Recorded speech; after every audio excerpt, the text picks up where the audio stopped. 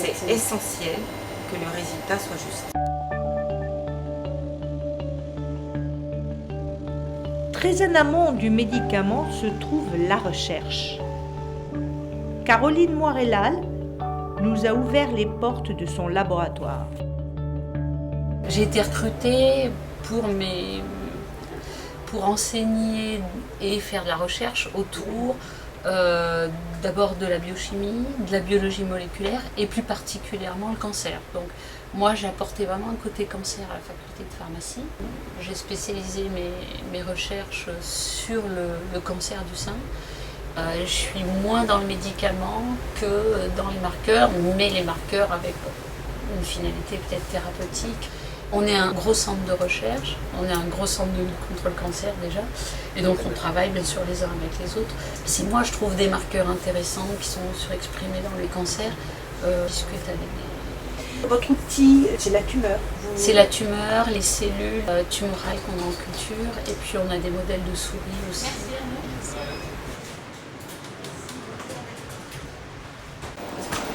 Vous avez des familles qui viennent ici pour avoir une consultation génétique.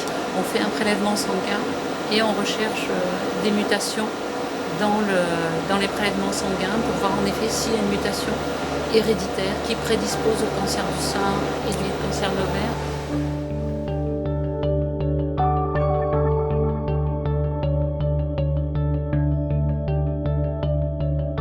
Ce que je trouve très, très joli ici, c'est que vous avez des cellules vivantes dans lesquelles on rend les cellules fluorescentes. On sait faire ça avec des souris, hein. Maintenant on fait des souris vertes pour de vrai, hein, en recherche.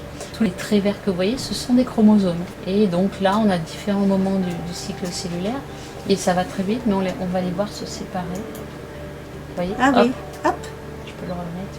Et se décondenser, vous voyez l'ADN qui se décondense, ça c'est magnifique. Oui, c'est magnifique. C'est des heures de travail. L'étudiante qui a fait ça, c'est des heures et des heures de travail. En fait, ce qu'on cherche, c'est on cherche s'il y a des chromosomes tout d'un coup qui s'en vont tout seuls, qui se séparent des autres. On voit pas, mais il y a un point à un moment. Il y a un point, oui, ouais, on qui a vu part, un point. vous avez vu, voilà.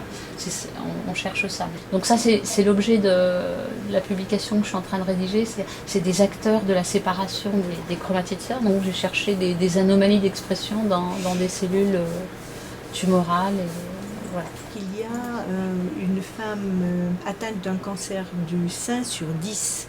J'ai vu sur... En France, oui. C'est Malheureusement, énorme, ça. on a le taux le plus élevé au monde avec, on n'est pas les seuls, hein, mais avec les États-Unis, en gros, avec ce qu'on appelle les pays du Nord, les États-Unis.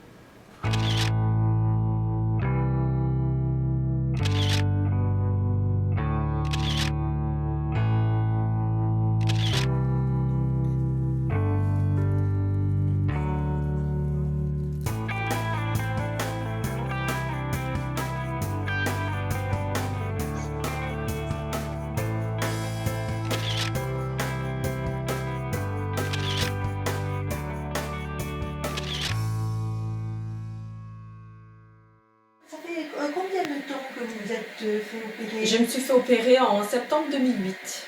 En 2008. Voilà. Donc vous avez besoin de changer votre prothèse. Oui, voilà, parce que j'ai une mastectomie totale. Donc on va essayer si vous voulez. Oui, Donc on a vu votre taille, donc celle-ci, il y a une notion de taille et une notion de profondeur de bonnet. j'enlève tout. Hein. Oui. Voilà. Donc Très là, bien. voilà, c'est Donc ça. on va peut-être vérifier la taille. Voilà.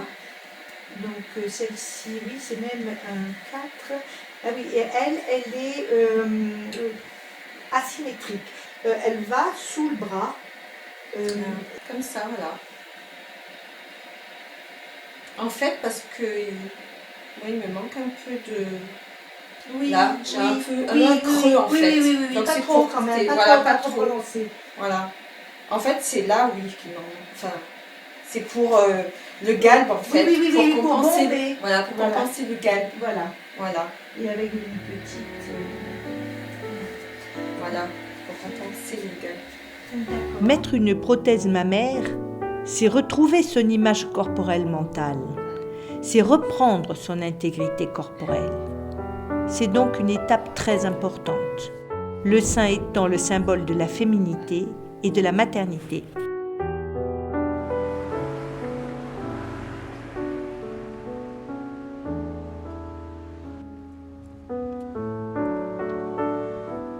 J'ai fait la fac, ça remonte, en 88, donc il y a une certaine paire d'années. Donc le cursus normal jusqu'à l'année hospitalo-universitaire. En fin de quatrième année, j'ai passé le concours d'internat. J'ai eu l'internat.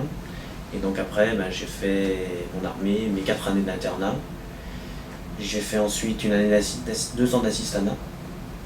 Et ensuite, j'avais l'opportunité de travailler soit aux Hospices civils de Lyon, soit au Centre Léon Bérard, soit travailler dans l'industrie. Et donc j'ai décidé de travailler au Centre Léon Bérard. Le cœur de l'activité dans un centre anticancéreux, le cœur de l'activité de la pharmacie, c'est de produire des poches stériles contenant les produits de chimiothérapie. Et donc naturellement, c'est moi qui ai pris en charge cette activité. Je suis en charge d'une unité de production des chimiothérapies qui est la deuxième, la troisième plus grosse unité en France. Et on produit pour les patients du Centre Léon Bérard, donc qui sont hospitalisés, mais également pour les patients qui sont chez eux. Donc voilà, on travaille là-dessous, c'est les mêmes conditions que les pharmaceutiques. Ici, on est déjà en zone atmosphère contrôlée, donc déjà très propre, et là-dessous, c'est stérile. Le produit a été contrôlé une première fois et madame vérifie que celui qui lui a préparé le bac lui a bien mis à disposition le bon produit. Ensuite, elle va prélever. Il y a quelqu'un d'autre qui va contrôler son travail pour dire oui, elle a bien prélevé la bonne quantité. Et on émarge tout ça. Il y a énormément de nouveaux produits, ça c'est sûr, ça s'est totalement métamorphosé depuis l'arrivée d'une classe de médicaments qui s'appelle les taxanes. On va dire que depuis 95-96, la chimiothérapie n'a pas cessé d'augmenter dans son activité, dans sa diversité d'action. Donc c'est vraiment un secteur d'activité qui est très mouvant, qui bouge beaucoup et donc qui est très stimulant. Contrôle. C'est ok. Carotlatine, carotpénile, c'est bon. Injection dans la poche. Il y a des produits qui sont très très onéreux qui valent 1500 € le milligramme. Là, dans une poche, on peut avoir 3 000, 4 000, 5 000 €.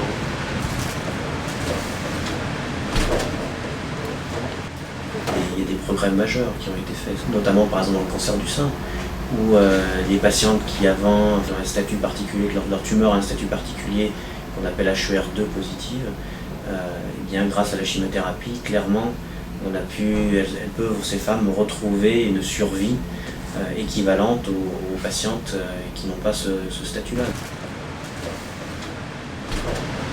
Ensuite, on va apposer une étiquette d'identification de la préparation et le produit est expédié dans le service. Le type de satisfaction, c'est du management de personnel,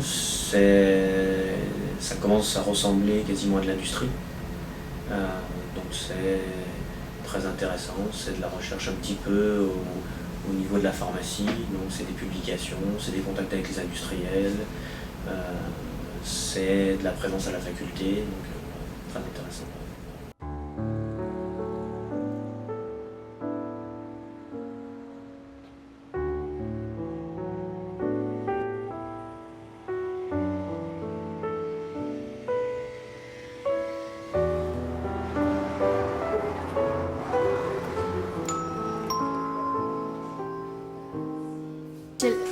Regarde, j'ai trouvé là, ce matin j'ai eu une contre-indication Priorix, Célestène. Le Célestène, d'accord. Voilà.